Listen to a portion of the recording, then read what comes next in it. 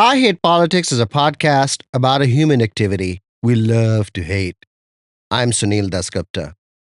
Since the climate alarm was sounded in the 1990s, aggregate carbon emissions in the world have only increased.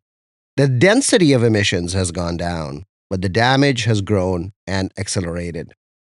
I have long wondered about this failure of the environmental movement, environmental science, and our politics. And it seems to me that the key reason for this failure are not climate deniers and fossil fuel companies.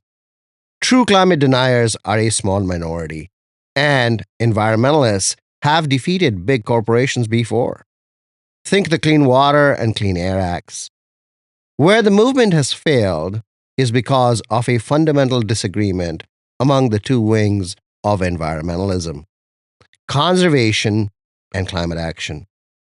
And fossil fuel companies have exploited this division to maintain their profits, which is what they are created to do. Few have captured this division better than the American author Jonathan Franzen, whose 2015 New Yorker essay called Carbon Capture is stark and disturbing.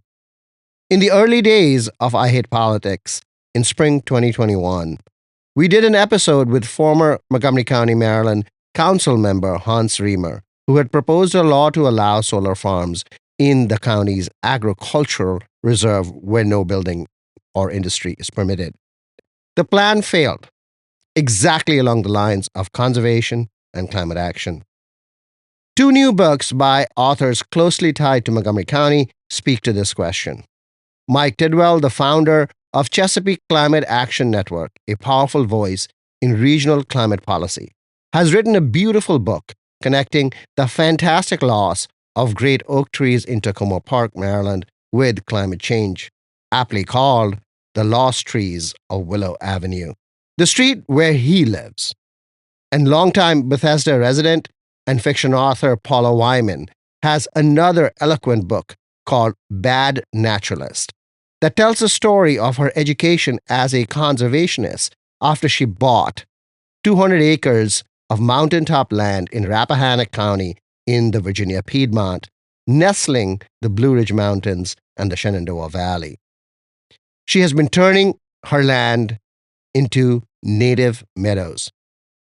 Before I begin the interviews, I should add that conservationists and climate activists fully recognize each other's goals and even agree on methods, but disagree on the balance of their efforts.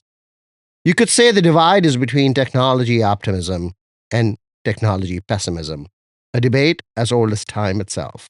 Stay with us. I Hate Politics is brought to you by UMBC's Political Science Program, where you'll learn to shape public policy, impact communities, and function at the center of modern society. Learn more at shadygrove.umbc.edu. I Hate Politics is brought to you by Improbable Comedy and the Sprung Comedy Festival. Check out our 8 different shows, as well as classes in stand-up comedy and storytelling, March 26th through 29th at the Silver Spring Black Box Theater. Tickets and information at improbablecomedy.com.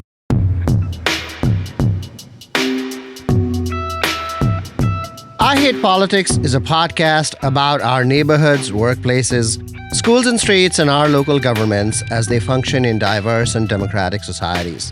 This means our politics are messy, dirty, sometimes corrupt, with often self-serving politicians. But no matter how much we may hate politics, we are never exempt from it, even when we refuse to participate. In fact, the purpose of politics is to keep society functioning, precisely when we don't agree with each other, like now. Music for this episode comes from CatScan, an art pop rock band from Washington, D.C. Paul Chaperis on bass and vocals, Kevin Kingsley on guitars and saxophone, and Mason Shelby on synths and percussion. Their latest album, reflecting the time and this cultural moment, is called Everything is Normal. To feel better, go see them live. You can find out where they are playing on their Facebook and Instagram pages. If you have difficulty finding them, we share their events on I Hate Politics socials.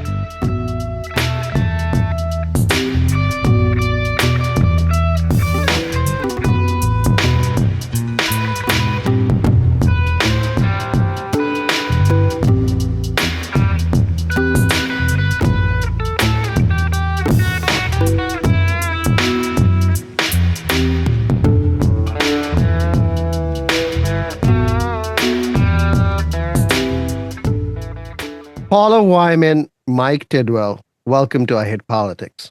Thank you. Thank you. Glad to be here. Congratulations to you both on your books.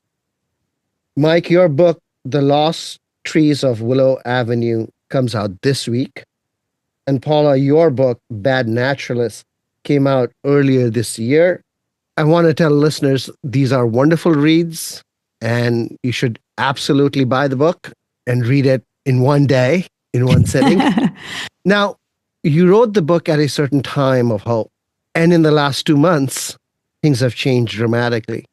How do you place your book now as opposed to when you were writing it? I'm in Rappahannock County, Virginia, most of the time. There's a real sense of community here, a real practice of volunteerism, especially a lot of activity around conservation. There are groups that meet and tour each other's farms to see what people are doing to control invasive plants and what they're doing to fence off their streams from cattle and all kinds of regenerative agriculture. It's not just me. There's a whole culture here of people who are trying to do similar things. But you also have your neighbor who wants to cut down milkweed. Farmers don't want milkweed in their hayfields because it's toxic and livestock can't eat it. Yeah, I talk about in the book that plants are different things to different people depending on what they're using the land for. In my case, this land was a cattle pasture for about 40 years. Before that, it was an apple orchard for 150 years.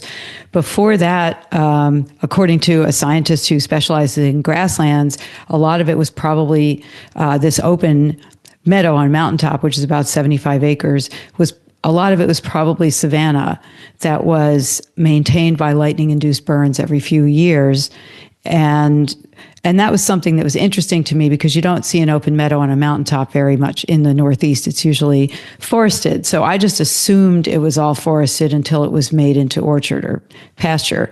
But apparently that's not the case. And we have a big white oak here that's 300 years old. Trees like that grow differently when they're in a forest surrounded by other trees than they do when they're in the open. So it's clear that this tree grew up in the open. So for at least 300 years, that spot was open. Mike, how do you place your work right now?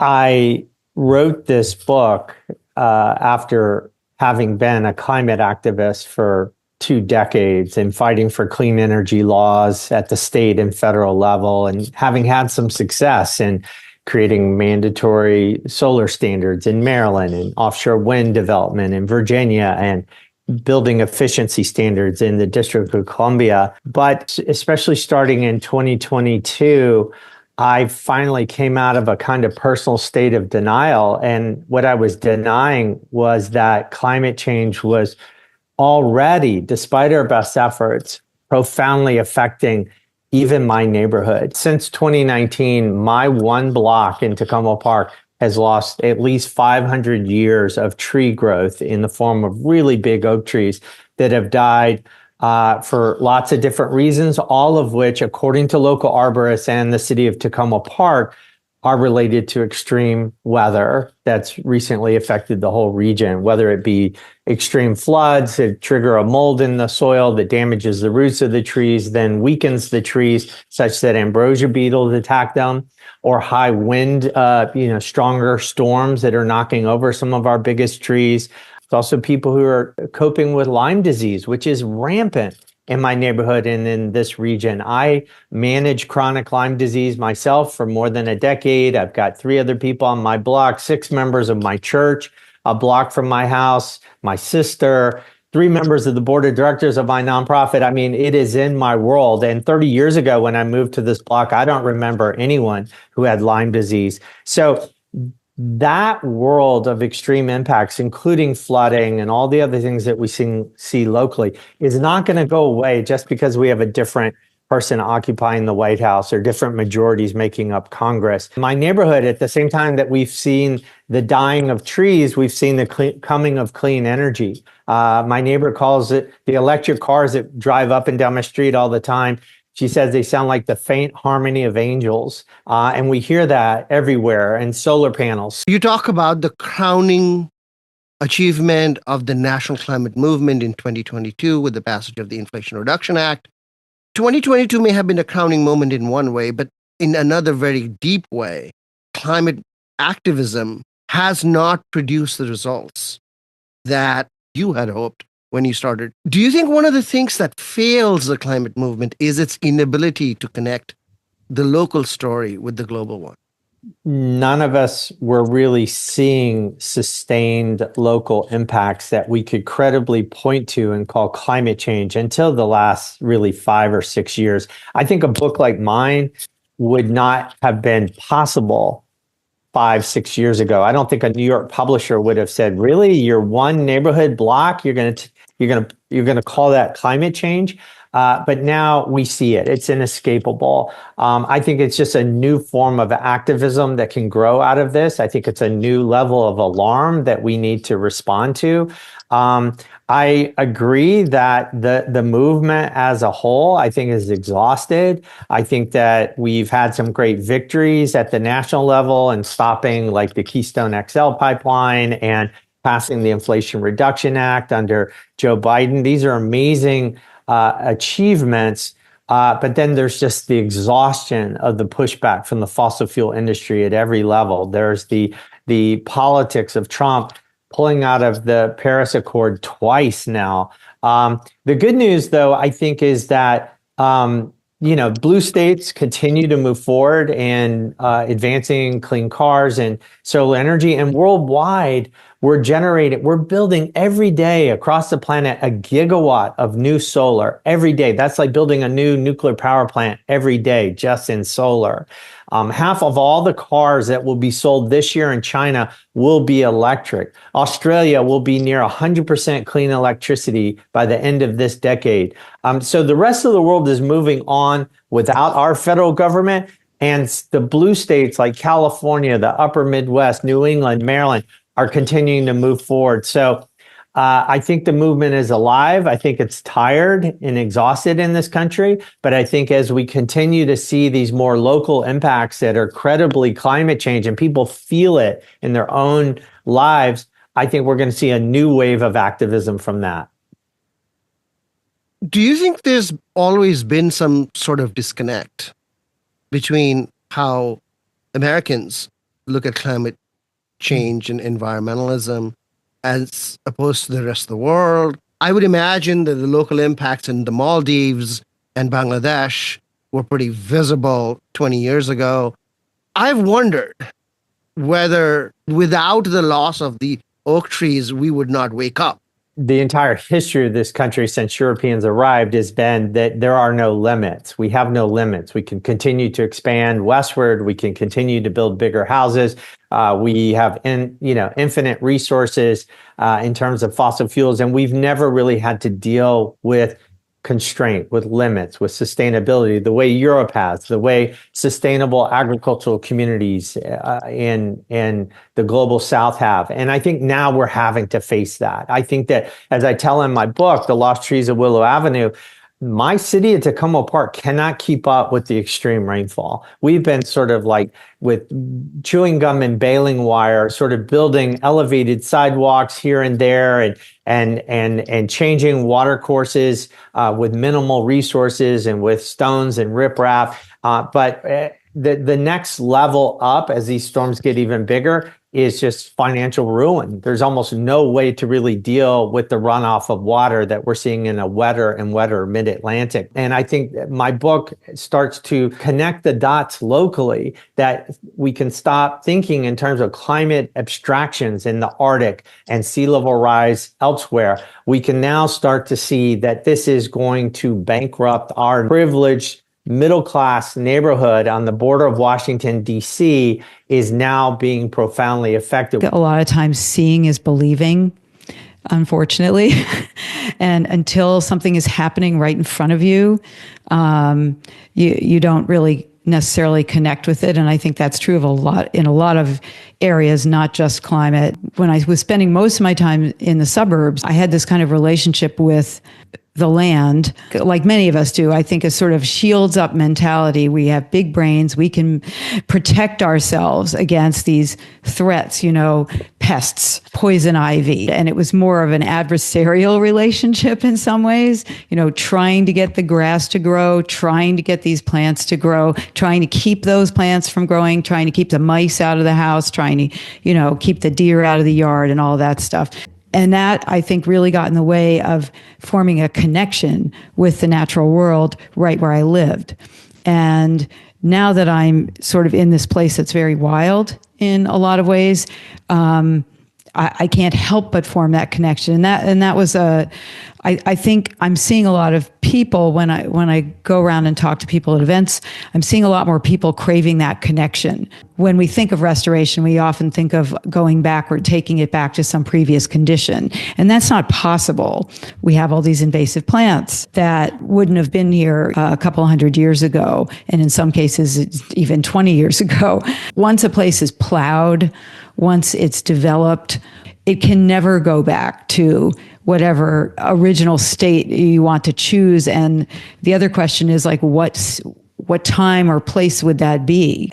What was the condition that you'd go back to? It's just not possible. You can only move forward. To my mind, it requires human interference to do that, because if I just let this place go, it would be full of invasive plants and nothing else. What does it mean to let it go? If I didn't bush hog, which is like mowing with a tractor, it's mowing things that are larger and denser than grass.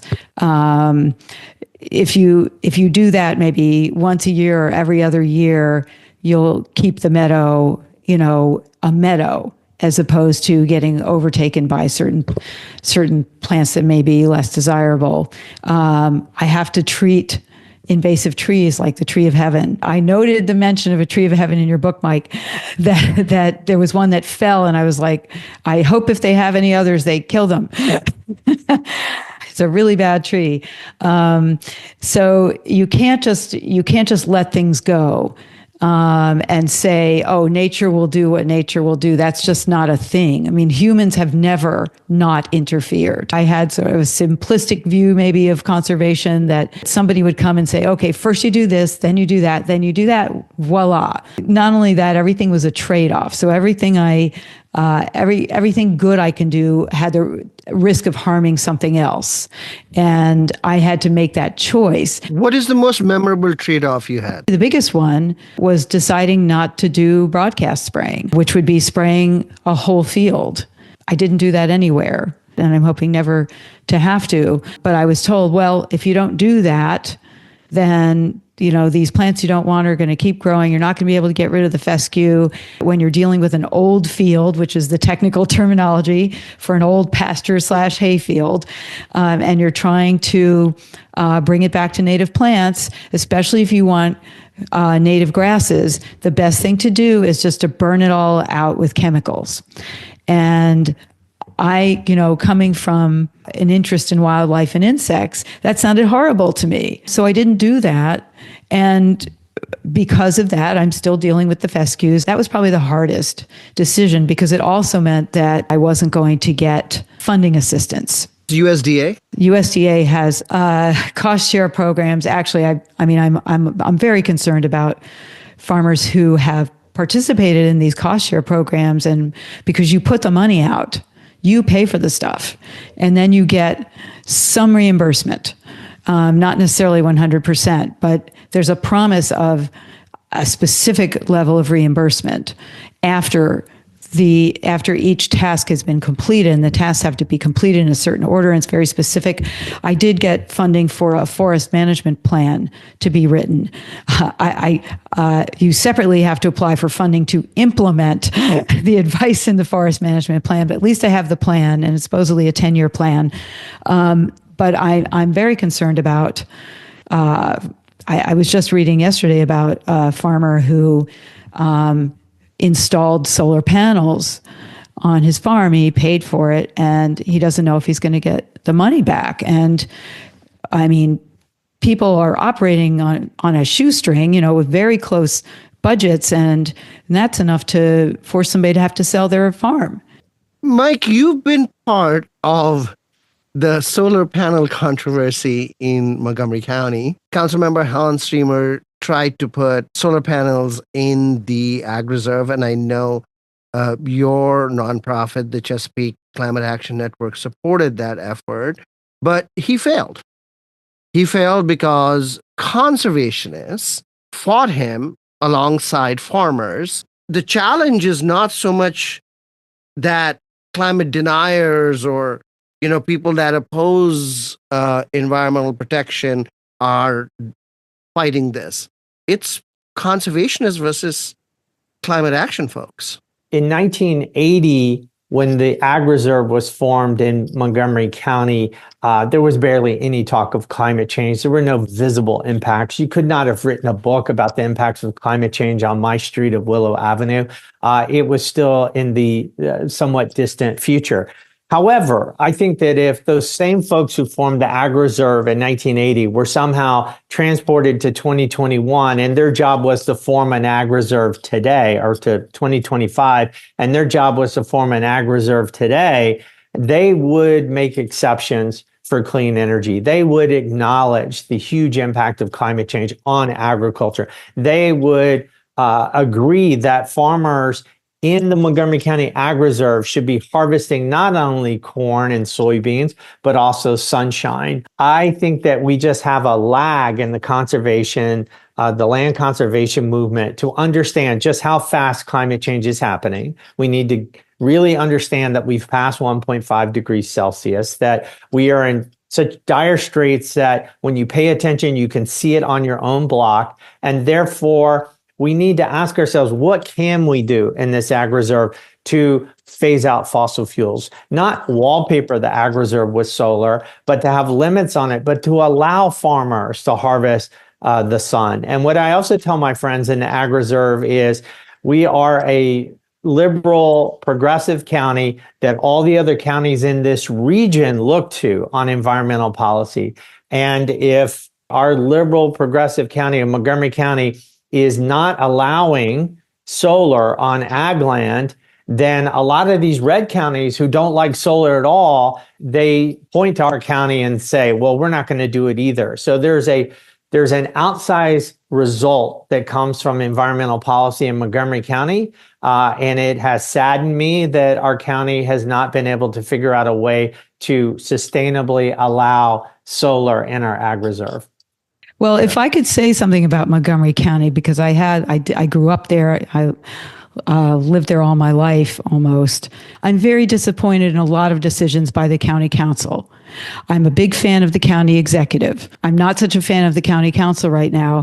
I think they are way too lenient toward developers. I think there should be a people's council in Montgomery County to represent citizens and civic associations when it comes to land use decisions. When citizens and civic associations have issues with development projects, they can't get lawyers to represent them because those lawyers have all represented developers. Do you think the civic groups in the Ag Reserve were correct in opposing the solar panels in the Ag Reserve? I think now, everything I've been reading about solar fields is you can farm under them. You can have livestock. You can have pollinator plants under them. You can grow crops under them. You just have to do it the right way. So I think probably the big objection is that they can be ugly. Farmers are very sensitive about land being taken away from them if they feel like they're losing land. Because I know someone who actually builds fences for soil and water to fence cattle away from streams, but won't do it on his own cattle farm because he says he doesn't want to lose the acreage that would be between the fence and the stream. And I obviously disagree with that. I think that it's short-sighted. But there's a lot more understanding now about regenerative agriculture and what can happen with, solar panels. Former council member Hans Streamer pointed out all these methods of growing native plants under the panels. All of the arguments that you made, he actually made publicly. But the Farm Bureau and the conservation community the civic groups opposed him. The big mistake he made is that he didn't understand. So farm owners in the ag reserve are happy to have solar panels. But it turns out that farm owners in the Montgomery County Ag Reserve don't farm themselves. They rent it. They rent They out lease. their land. Yeah, they lease Yeah, the a lot land. of people do that. Yeah, they lease the land to two companies that then farm it. Those two companies apparently have great influence in the Farm Bureau. To them, farm owners having an alternative source of income means that the rents they pay would go up. Do you know how much it costs to rent an acre of land in the ag reserve? Mm-mm. Between $40 to $145, depending on use, a year. I could potentially, for $4,000, That's crazy. rent 100 acres of land and leave it fallow for a year. You should do that. I mean, don't leave it fallow, but plant a native meadow.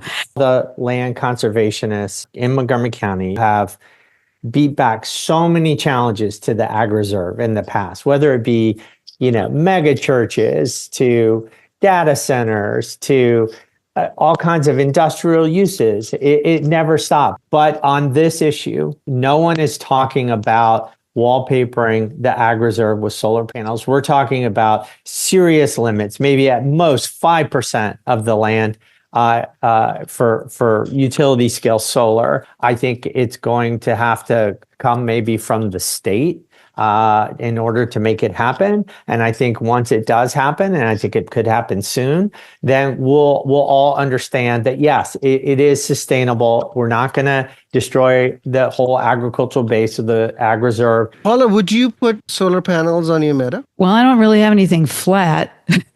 Actually, I'm not really allowed to do it because I have a conservation easement and it restricts certain things. There are places I could do it. But most of those hills that you see here are very steep. And they're already a challenge to manage, just trying to get rid of invasive plants. So I think the first thing I have to do before I do anything like that is get rid of invasive plants.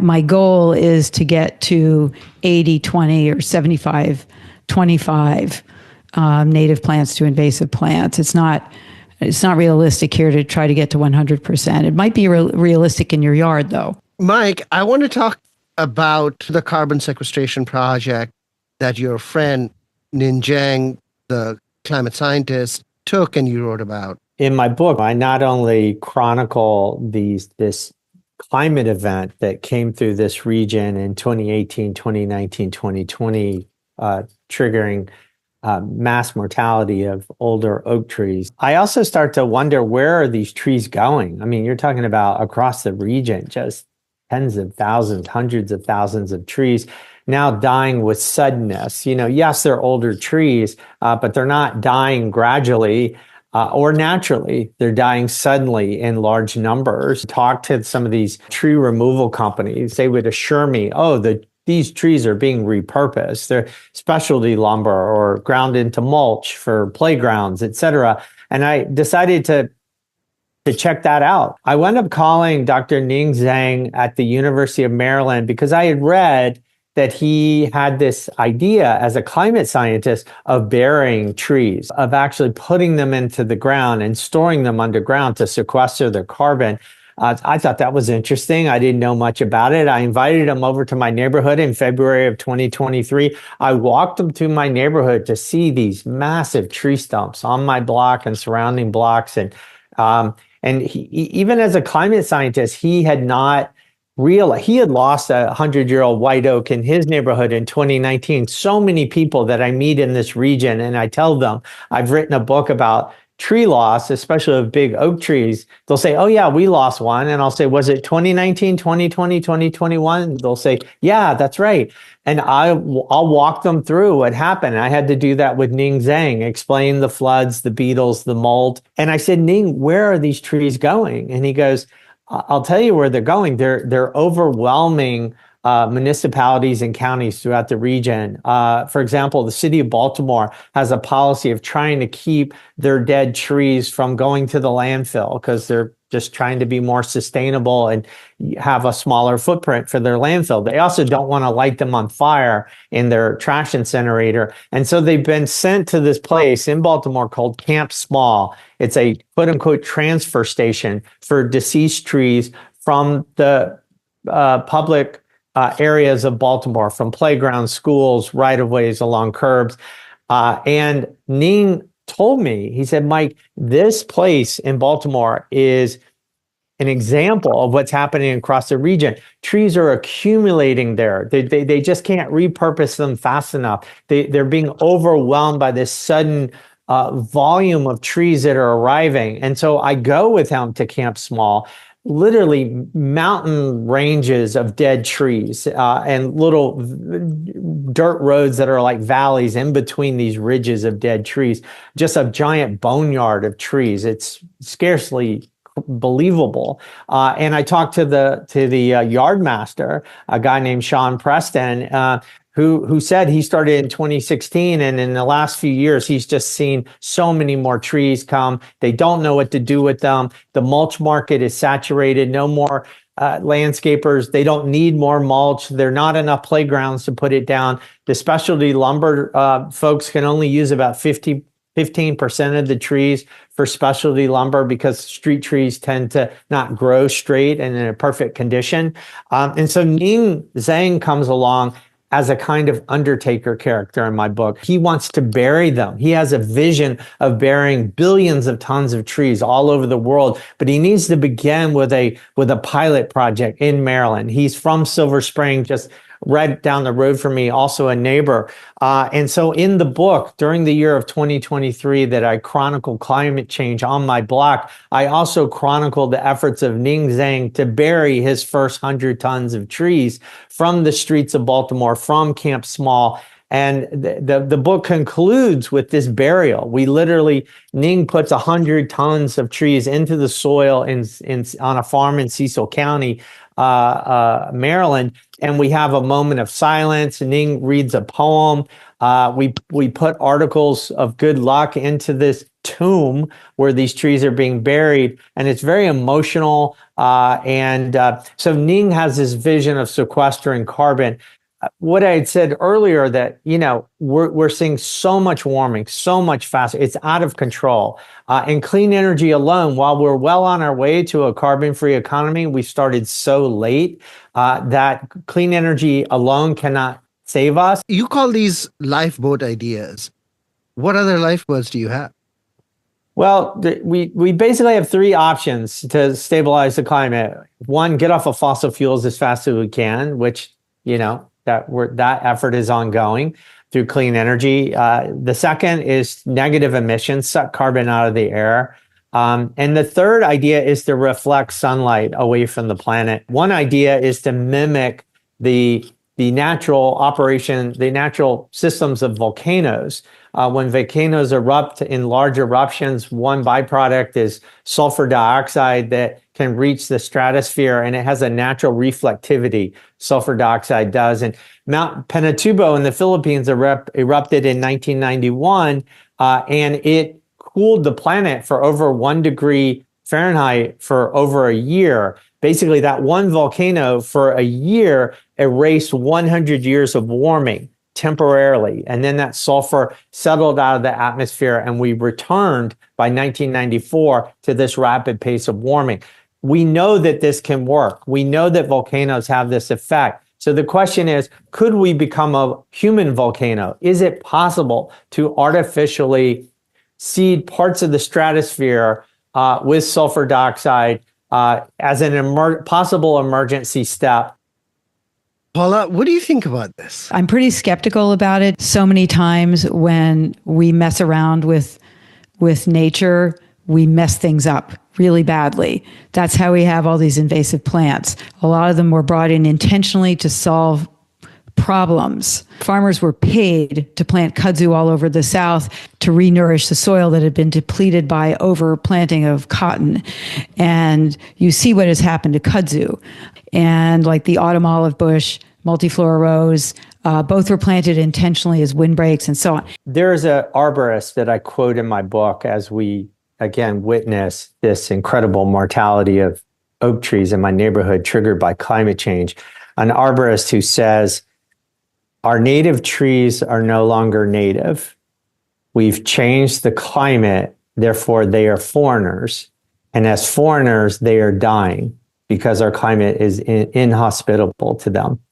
And I thought about that, Paula, as I was reading your book, the emphasis on native plants. The incredibly passionate and complex and exhaustive way that you approach this to reseed your meadow with native plants. And one question that I had as I was reading this is, are they really native anymore? I know Rappahannock County has experienced all the same kind of climate impacts that the rest of us have. And as opposed to times in the past when you planted kudzu, there was no thought of sustainability. There was no thought of unintended consequences. We now have a greater sense of that. Also, what makes this moment different than any other moment in human history, in terms of human civilization, is that we're living through rapid, unsustainable, catastrophic climate change. When I think of invasive plants, I think of plants that came here from another continent. Plants that came from another continent are like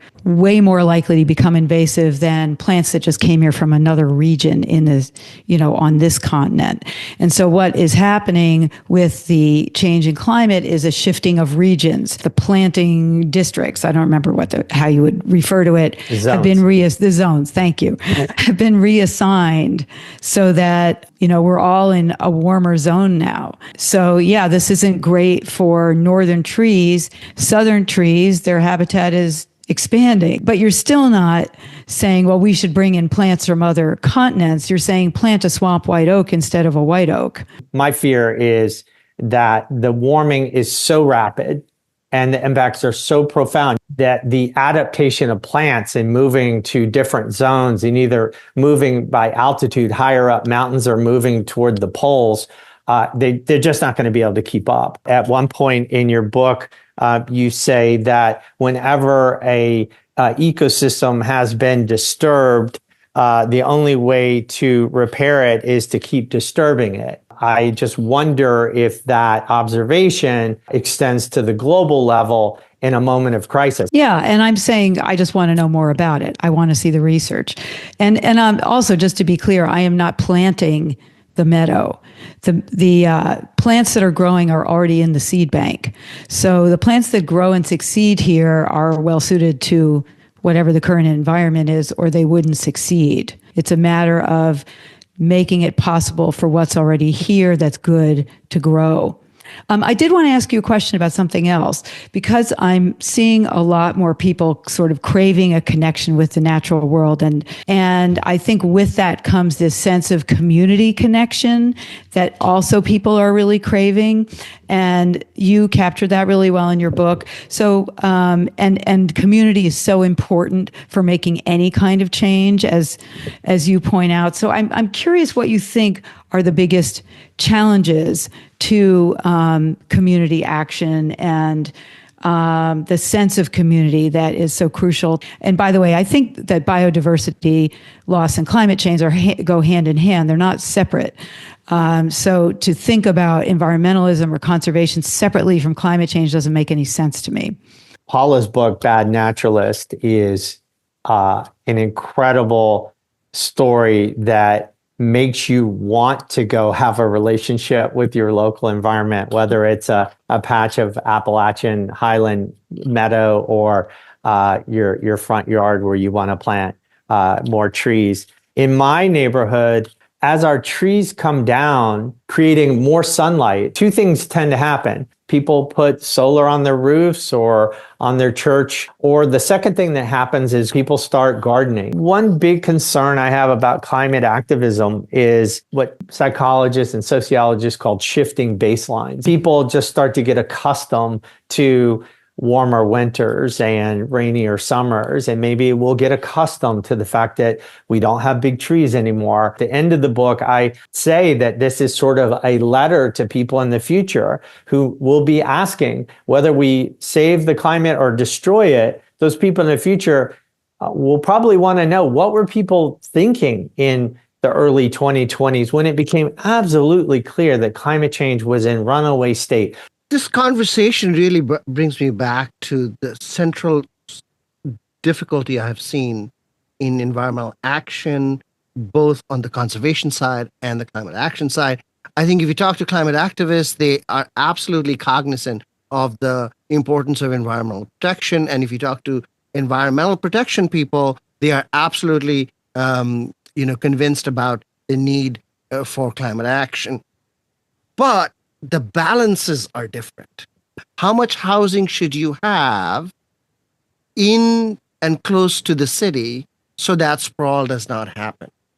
How much solar panels can you put on agricultural land?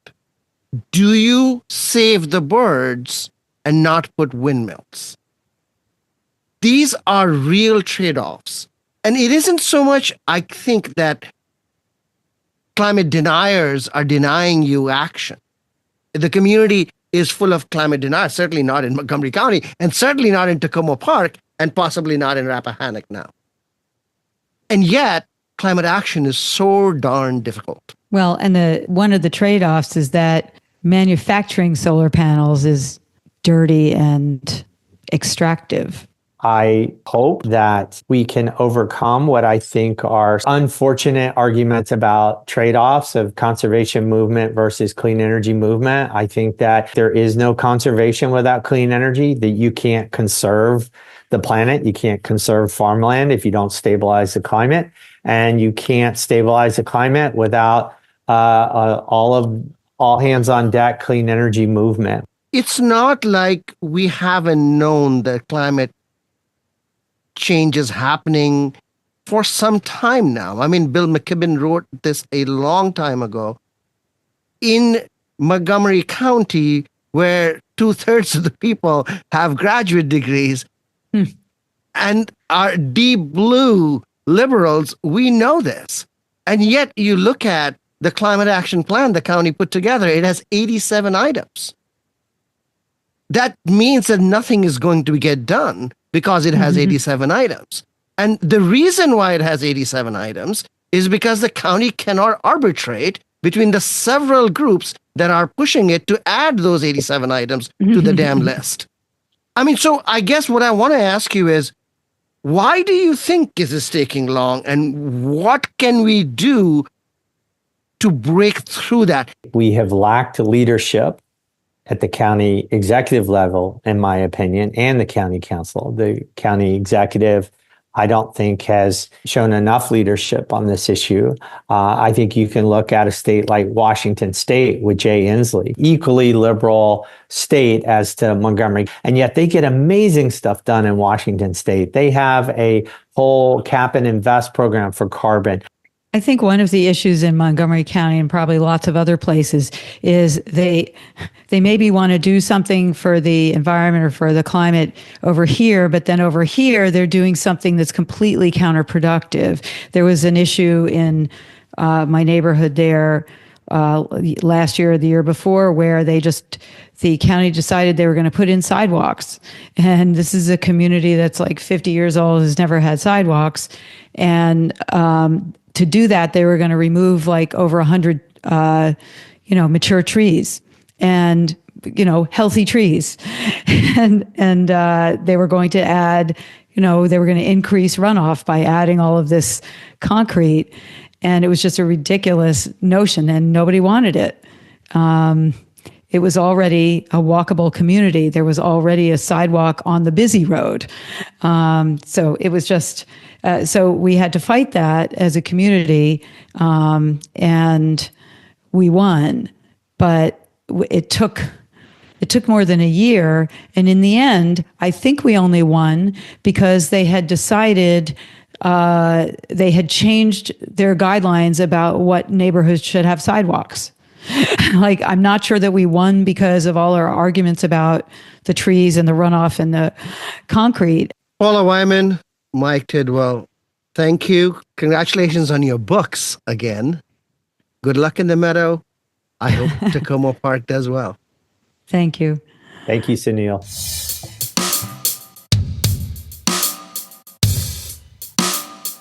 What lessons should we draw from my conversation with authors Paula Wyman and Mike Tidwell, whose books Bad Naturalist and The Lost Trees of Willow Avenue were just published?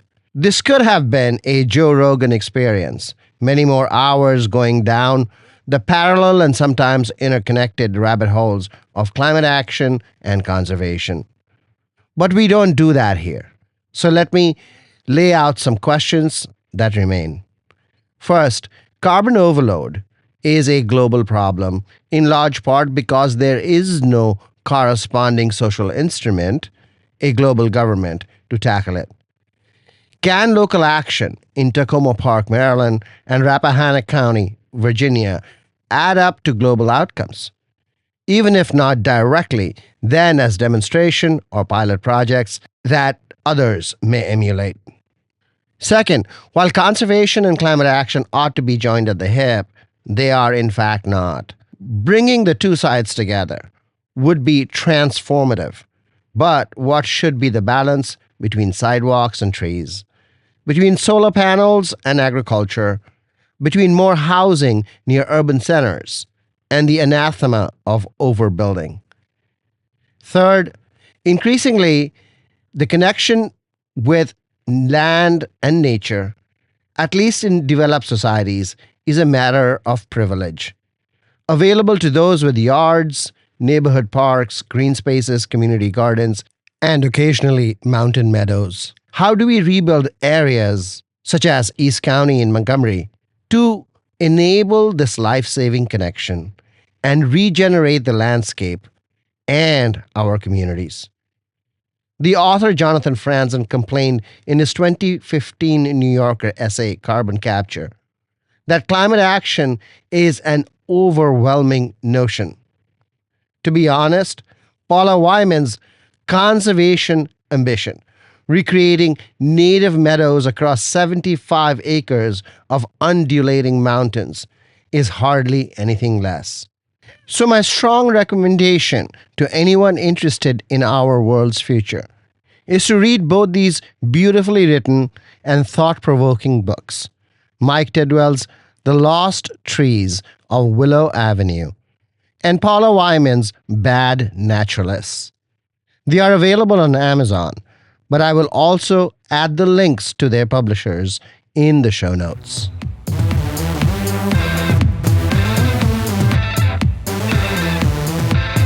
Music for this episode comes from CatScan, an art pop rock band from Washington, D.C., Paul Chaparas on bass and vocals, Kevin Kingsley on guitars and saxophone, and Mason Shelby on synths and percussion. Their latest album reflecting the time and this cultural moment is called Everything is Normal. To feel better, go see them live. You can find out where they are playing on their Facebook and Instagram pages. If you have difficulty finding them, we share their events on I Hate Politics socials. If you want to share your music on the show or know someone else who might want to, please email us at producer@ihppod.org. I hope you'll subscribe and share the podcast as we bring you stories about politics close to you and to your home. See you next time.